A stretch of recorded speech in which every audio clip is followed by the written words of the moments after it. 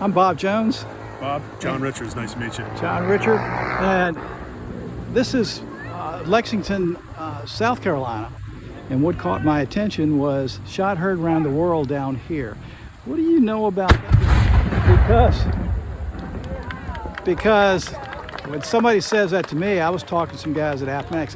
It's Massachusetts, Concord and Lexington.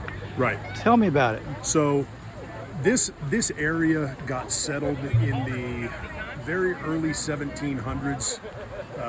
The king and the wealthy planters down in the low country of South Carolina encouraged a bunch of Hanoverian, Bavarian German immigrants to come to this area specifically to act as a buffer between the Cherokee and the rich plantations down on the coast. The purpose being that buffer.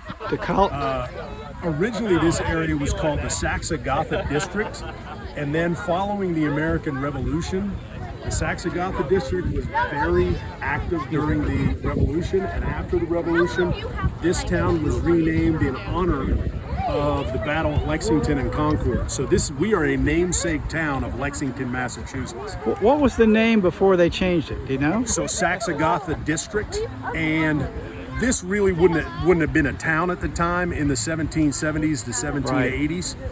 But the area closer to the Broad River and down to Congaree Creek would have been and out to this, what is this, about 12 to 13 miles away from what is current modern day Columbia.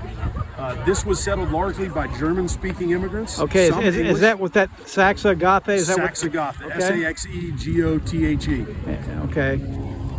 All right. So were they the first ones here after the Indians, or? So, by and large, where I teach high school, our campus, our 140-acre campus, sits on a land grant given to a man named Godfrey Dreher, who I do a portrayal as. Oh, that's who you're doing? And so, yes, and so that would be the original one. Now, Godfrey, what's the last name? Dreher, Dreher. And so we've got Dreher High School and Dreher Shoals Dam. Really? I'll have to look him up.